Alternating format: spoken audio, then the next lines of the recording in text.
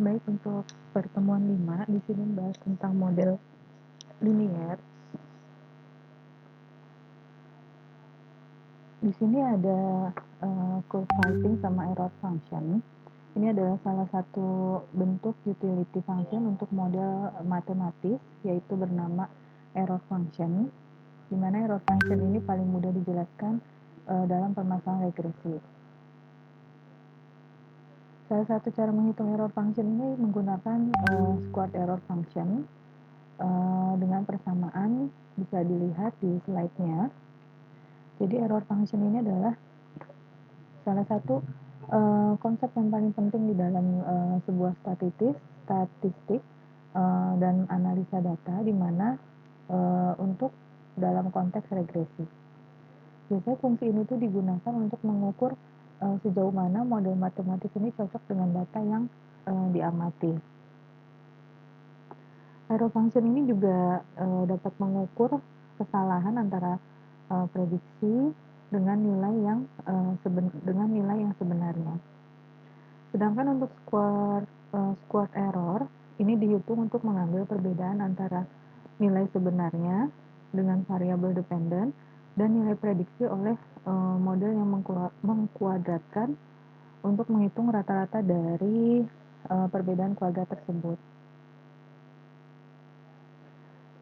Estimasi terhadap persamaan disajikan dalam bentuk diskrit, di mana 1 per n dikalikan dengan sigma i 1 sampai dengan n, lalu dikuadratkan, di mana x dan y ini adalah pasangan sebuah data training dari input ke desired output, di mana tadi nilai squared error ini menjadi tolak ukur untuk membandingkan kinerja suatu model.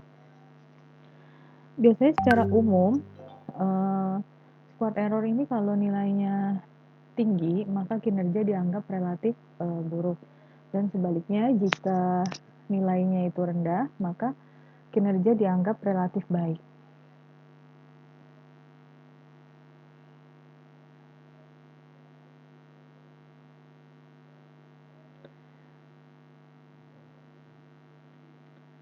Kemudian untuk regresi ini dilambangkan dengan persamaannya, bisa dilihat di slide. Ini dibaca dengan expectation of y, di mana distribusi of key dengan regresi yang disebut ekspektasi y ini berdasarkan dengan data input x-nya. Regresi ini pendekatan yang belum tentu 100% benar, karena regresi ini adalah sebuah pendekatan statistik untuk memahami hubungan antara variabel independen dengan dependen di suatu data. Regresi ini memodelkan hubungan ini dengan sebuah asumsi atau hasil yang berupa perkiraan yang mungkin memiliki tingkat ketidakpastian. Contoh fungsi linier sederhana yaitu x w plus b, yang untuk x ini adalah merupakan input dari vektornya. Biasanya kita membuat estimasi dengan lebih banyak variabel.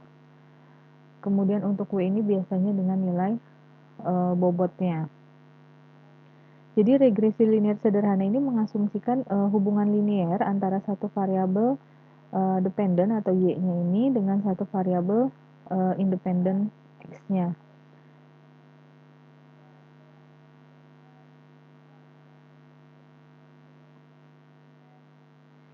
Kemudian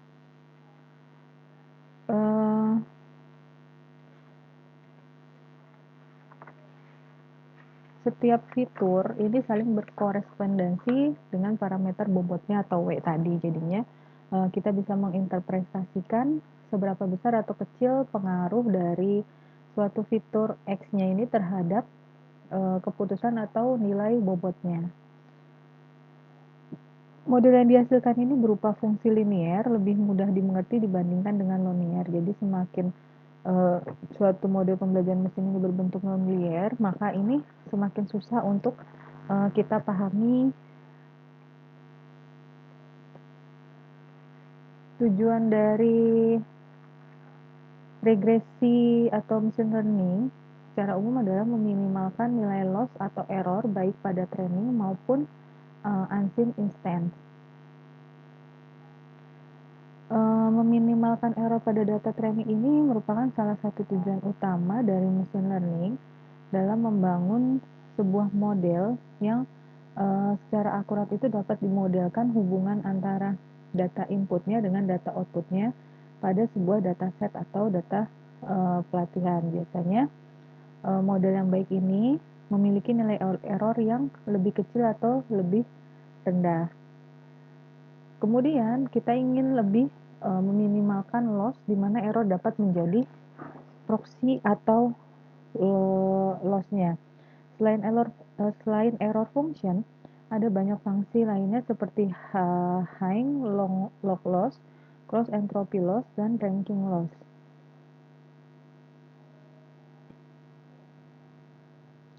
High loss ini fungsi loss yang sering digunakan di setiap masalah klasifikasi, biasanya menggunakan model SVM yang dirancang untuk mengukur sejauh mana prediksi model ini untuk memisahkan dua kelas yang berbeda dengan marginnya yang cukup. Kemudian kalau yang log loss ini fungsinya untuk loss yang umum digunakan dalam masalah klasifikasi biner dan multiclassnya. Kalau cross entropy loss ini biasanya digunakan dalam klasifikasi multiclass yang digunakan untuk mengukur sejauh mana sih prediksi model ini cocok dengan distribusi probabilitas yang sebenarnya. Kalau yang ranking loss ini dia jenis fungsi loss yang digunakan dalam masalah ranking atau pemeringkatan untuk membantu membangun sebuah model yang mengurutkan item atau entitas dari sebuah data yang ada. Kemudian untuk binary class ini adalah mengklasifikasikan data menjadi dua kelas atau binary yang dilakukan melalui data pada fungsi yang memiliki parameter. Biasanya fungsi ini itu menghitung bobot di setiap fitur pada vektor dengan mengalihkan parameternya. Binary class ini salah satu masalah klasifikasi yang tujuannya adalah untuk mengklasifikasikan data menjadi dua kelas atau kategori yang berbeda. Kemudian seperti regresi, ini juga dapat menghitung performa binary classifier dengan menggunakan squared error function. Ini biasanya menggunakan akurasi di mana nilai target fungsinya itu berada di range min 1 sampai dengan 1. Jadi menggunakan squared error function ini untuk mengukur performa binary klasifikasi sederhana yang memiliki target rentangnya itu min 1 sampai dengan 1. Kemudian untuk log linear binary klasifikasi ini fungsi binary classifier memetakan menjadi nilai 1 dengan 1 mempresentasikan kelas pertama dan satu lagi ini mempresentasikan kelas 2, kelas yang kedua.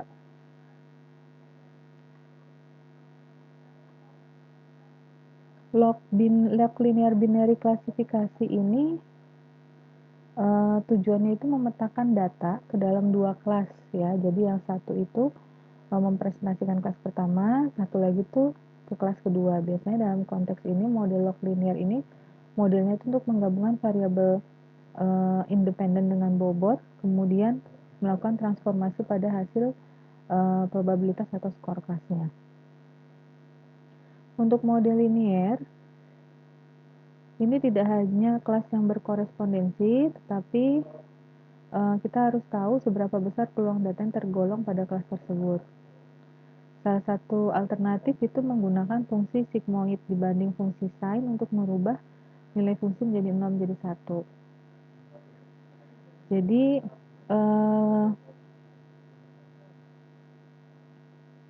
fungsi sigmoid ini bisa mengubah nilai input menjadi rentang 0, 1 dengan menghasilkan probabilitas data masuk ke kelas tertentu.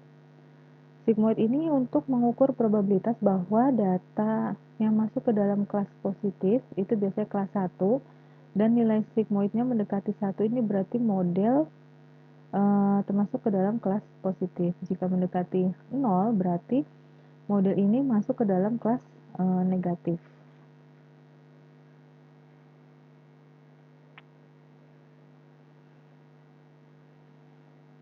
Kemudian persamaan ini direpresentasikan dengan Y ini adalah probabilitas input X yang digolongkan ke kelas tertentu. Sedangkan X ini mempresentasikan data dan B ini mempresentasikan adalah data yang bias. Jadi fungsi sigmoid ini bisa diplot ke dalam bentuk kurva seperti lambang huruf S ya. Jadi dari mendekati nilai 0 sampai dengan naik dan akhirnya mendekati nilai 1 yang menjadi sangat positif.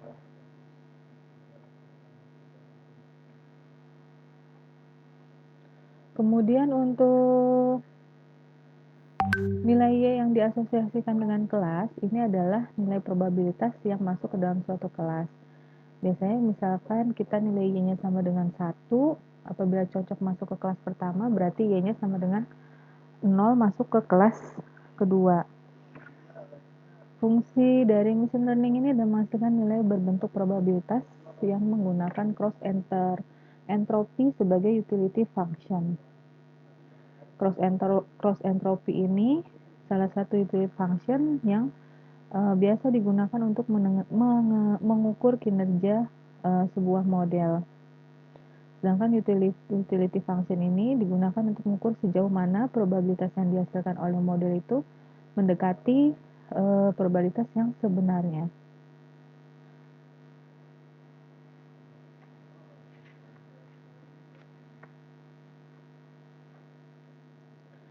Kemudian di sini ada persamaan untuk menghitung cross entropy dengan melambangkan probabilitas input yang diklasifikasikan ke dalam kelas. Dan sedangkan N di sini adalah melambangkan banyak kelas. Multi-label classification ini adalah jenis klasifikasi di mana setiap sampel data ini dapat masuk dalam lebih satu kelas.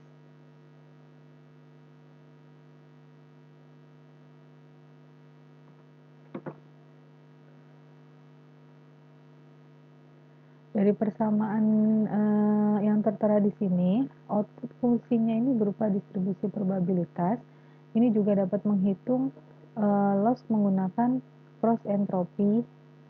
Jadi seperti yang sudah dijelaskan, untuk binary classification ini itu adalah hasil perhitungan cross entropy sekecil mungkin karena meminimalkan nilai cross entropy untuk meningkatkan confidence saat proses klasifikasi yang menggunakan sebuah model.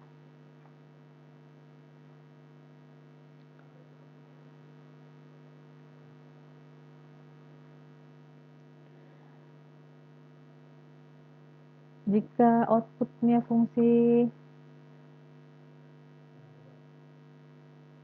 Oke, untuk mengeksekusi suatu model, ini kita bisa menggunakan multi-label classification secara langsung dan juga bisa menggabungkan beberapa model binari. Teknik ini bisa ada dua varian, ada one versus one atau OVO dan one versus all atau OVA. Biasanya kita membuat sejumlah kombinasi pasangan kelas. Untuk N-nya sendiri adalah banyaknya kelas. Untuk one versus OVO atau one versus one atau OVO ini salah satu pendekatan dengan melatih sejumlah binary classifier untuk setiap klasifikasi pada satu sebuah pasang kelasnya. Jadi setiap classifier ini akan mengklasifikasikan apakah sampel masuk ke dalam salah satu dari dua kelas dalam pasangan tersebut.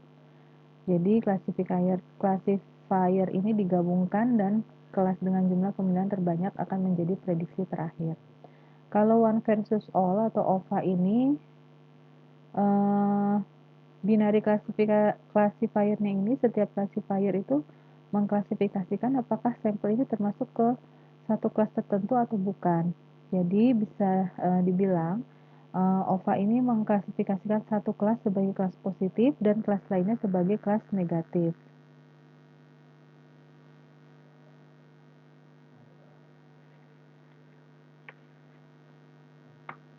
Pada teknik one versus all ini kita membuat sejumlah model dengan kombinasinya itu tidak sebanyak one versus one. Model pertama mengklasifikasikan input sebagai kelas pertama bukan kelas pertama. Selain itu dilanjutkan ke model kedua mengklasifikasikan input ke kelas kedua atau bukan kelas 2 dan seterusnya. Jadi diklasifikasikan apakah masuk ke kelas pertama atau tidak. Jika tidak maka dilakukan klasifikasi lagi untuk masuk ke kelas 2. Jika tidak memang masuk ke kelas 2 maka akan seterusnya diuji lagi sampai dia masuk ke kelas yang sesuai dengan datanya. Pendekatan one versus all ini untuk mengklasifikasikan input sebagai satu kelas dari satu kelas yang lain dengan menggabungkan hasilnya.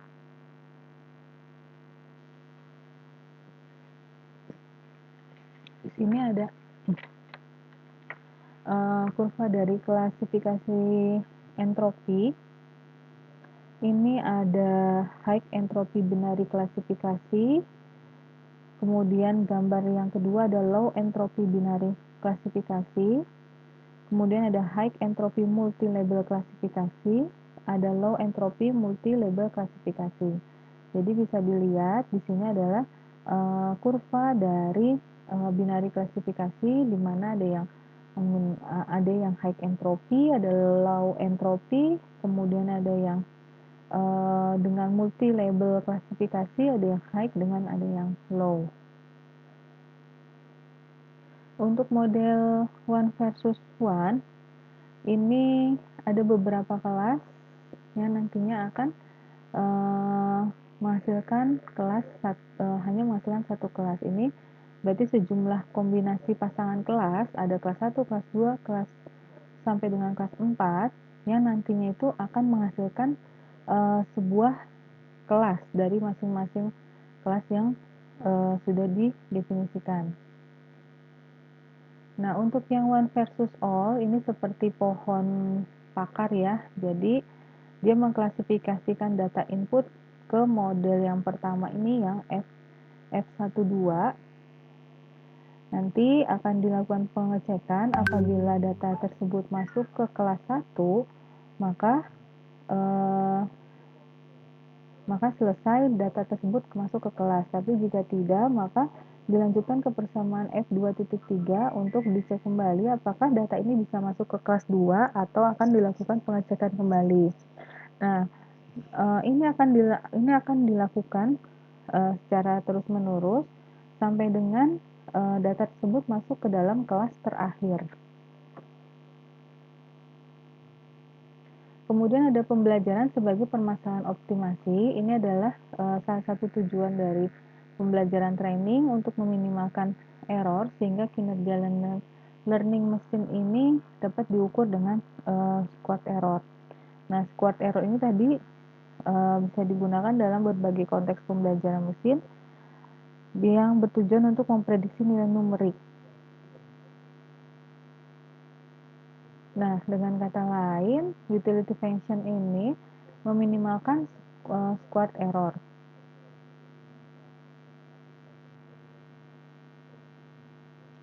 Perubahan parameter dapat menyebabkan perubahan loss-nya karena loss function itu memiliki theta sebagai parameter.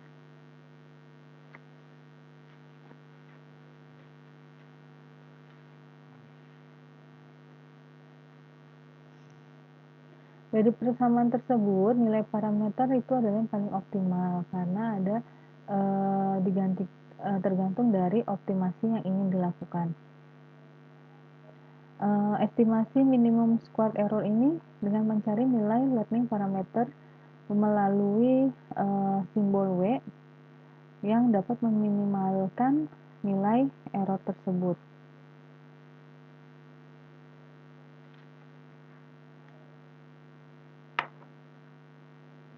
Ini adalah contoh dari jalanan kemiringan atau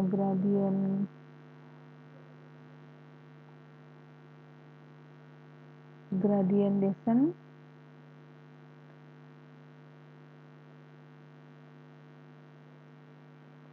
di mana jalan kemiringan ini paling tajam antara gradien W, di mana W adalah nilai error dari model yang memiliki parameter.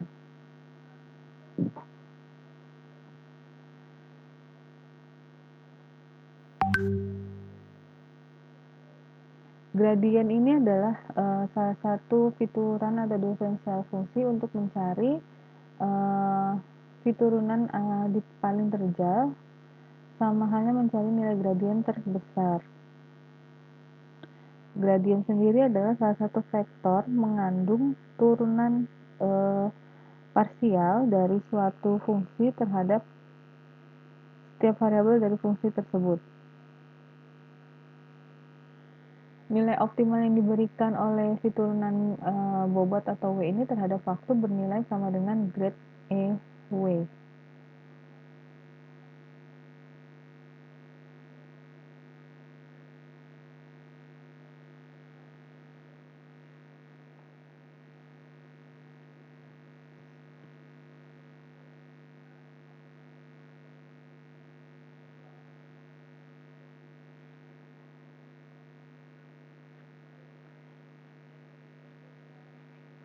Implementasi dari gradien ini sering diubah-ubah nilainya sepanjang waktu.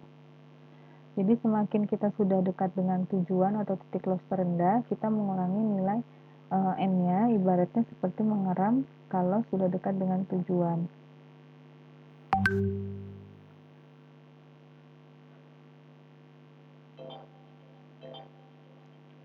Dalam local point of view, steps gradient descent adalah cara yang tercepat menuju titik terendah, tetapi tidak pada global point of view kita dapat berhenti saat sudah mencapai lokal minimal, yaitu nilai minimum pada suatu daerah lokal saja. Algoritma gradien ini merupakan pendekatan yang kuat untuk mengoptimalisasikan fungsi dengan mencari minimum lokalnya.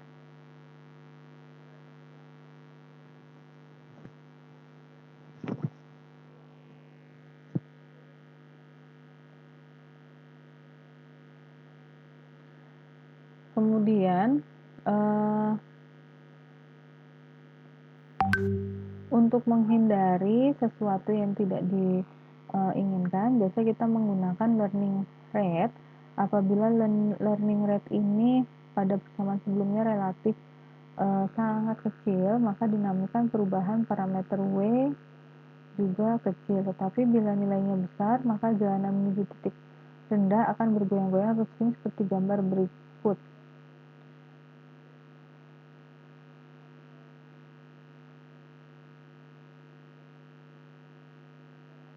Nah, ini adalah gambarnya, diilustrasikan sebagai meloncat-loncat pada ilustrasi gambar sebelumnya.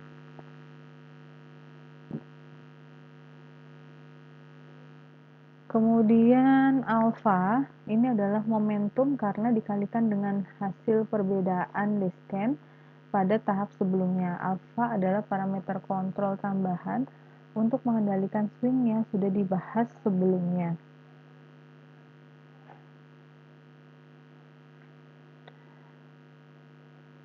Apabila gradien ini bernilai 0, ini artinya sudah berada di titik lokal atau global optimum. Kondisi ini disebut dengan konvergen. Sementara model yang tidak pernah menuju titik optimal malah menuju titik kondisi yang semakin tidak optimum atau divergen.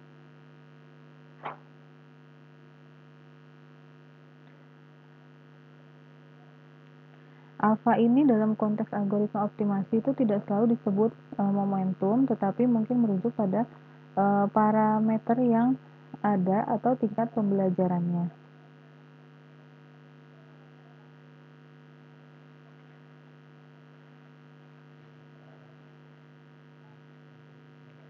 Nah, konvergen ini berarti model sudah berada di titik lokal atau global umum, cuma kondisinya ini disebut dengan divergen. Kalau divergen ini adalah yang tidak menuju nilai optimal atau menuju ke kondisi yang semakin optimum.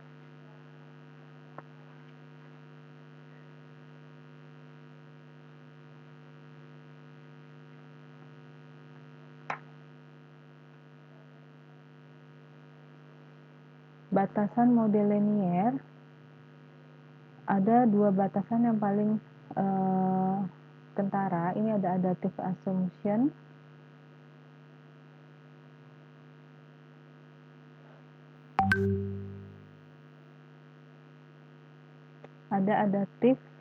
assumption ini dia adalah model linier yang mengasumsi bahwa setiap variabel independen ini memiliki pengaruh yang terpisah dan diakumulasikan secara linier terhadap variabel target atau outputnya. Artinya perubahan nilai pada suatu fitur X pada input X ini akan merubah nilai output secara independen terhadap fitur lainnya.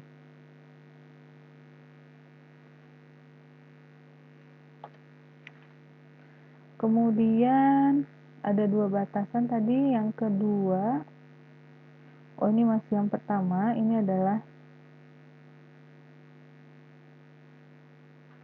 jadi solusi sederhana dalam permasalahan ini dengan memodelkan interaksi antara fitur dengan input yang tersusun atau dua fitur.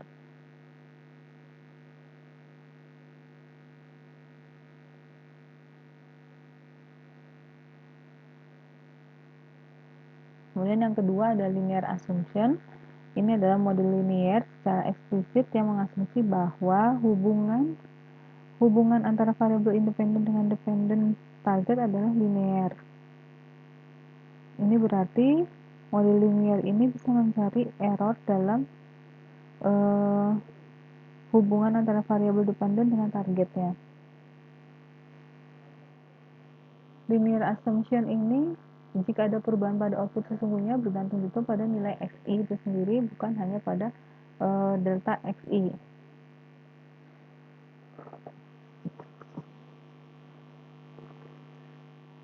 Solusi sederhana dari permasalahan ini, dia bisa memodelkan fungsi linear sebagai fungsi polinomial dengan order n tertentu. Kemudian untuk asumsi sebelumnya itu dijelaskan pada pemodelan polinomial dan diekstensi menjadi generalized additive model atau GAM untuk mengatasi masalah linear asumsi seperti yang diilustrasikan.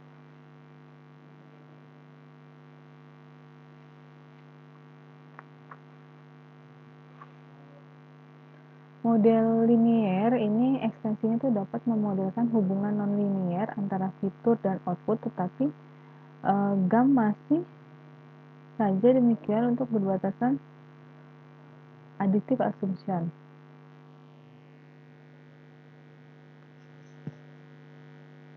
Kemudian ada overfitting dan underfitting. Underfitting ini adalah keadaan di mana kinerja model bernilai buruk baik pada training atau development maupun testing.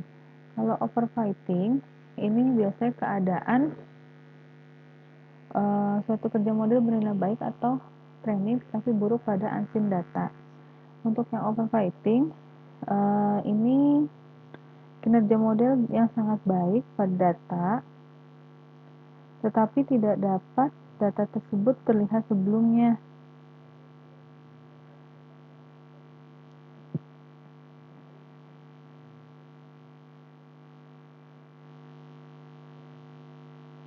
Kemudian untuk model klasifikasi di sini ada gambarnya. Sedangkan overfitting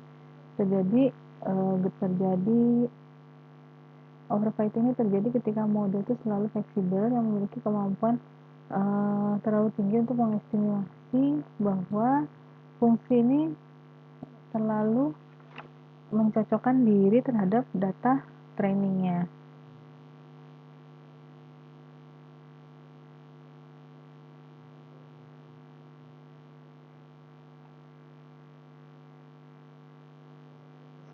Biasanya untuk menghindari overfitting sama underfitting ini kita bisa menambahkan fungsi bias atau noise.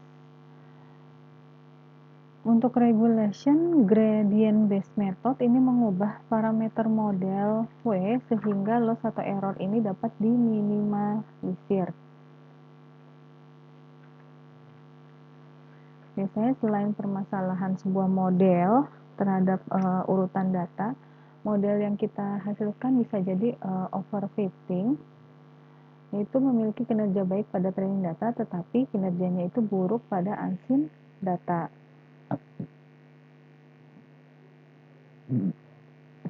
Kemudian untuk menghindari overfitting dengan menggunakan regularization, idenya adalah untuk mengkontrol kompleksitas parameter.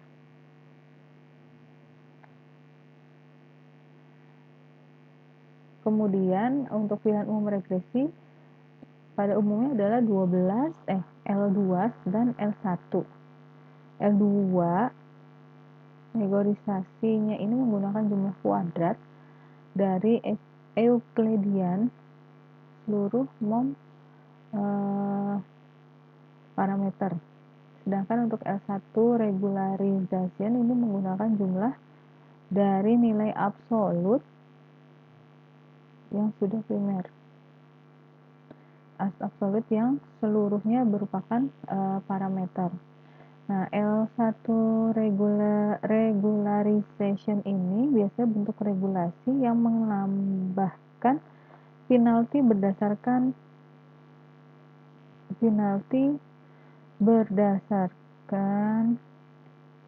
kuadrat parameter. Ini untuk yang L2-nya. Kalau L1-nya ini bentuk regulasi menambahkan penalti berdasarkan nilai absolut meter. Kalau L2 itu berdasarkan kuadrat meter, kalau L1 itu berdasarkan nilai absolut meter.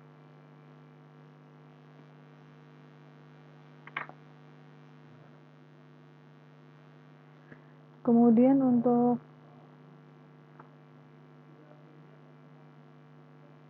metode gradient ini memiliki syarat bahwa fungsi yang digunakan haruslah dapat diturunkan. Jadi L2 ini bisa diturunkan pada seluruh poin, sementara L1 tidak dapat diturunkan oleh semua poin.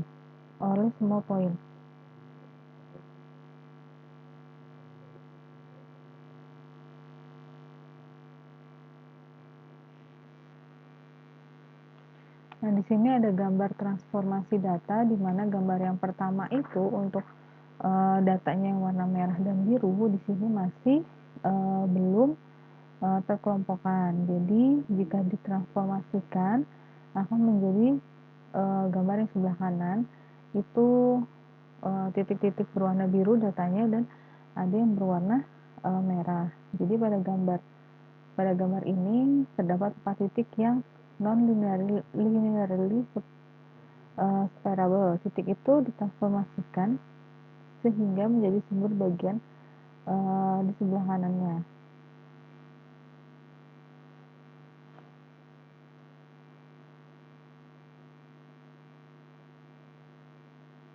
Kemudian untuk model linier, ini secara umum fungsi transformasi ini tidaklah sederhana.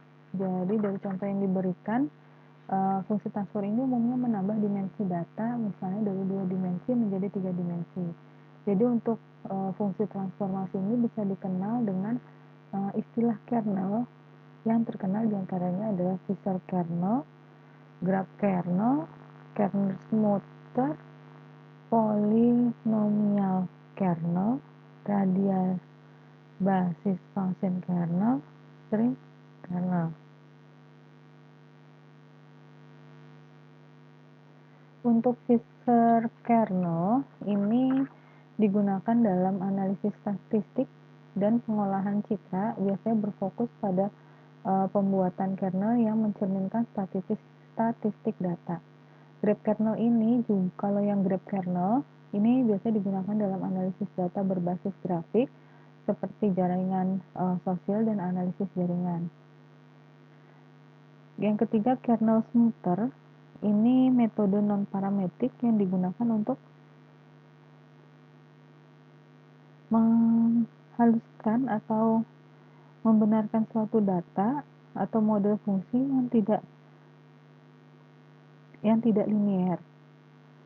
Kalau yang polinomial kernel ini dalam sebuah metode machine learning seperti SVM untuk memproyeksikan data ke dalam ruang dimensi. Kemudian untuk yang RBF, Radial Bushnell Kernel, ini adalah kernel yang paling umum digunakan dalam SVM dan berbagai metode pembelajaran mesin lainnya.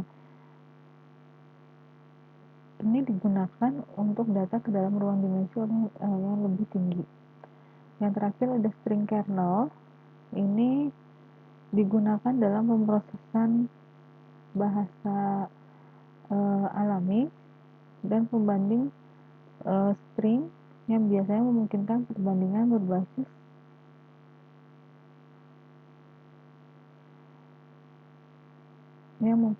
kernel antara dua string atau teks.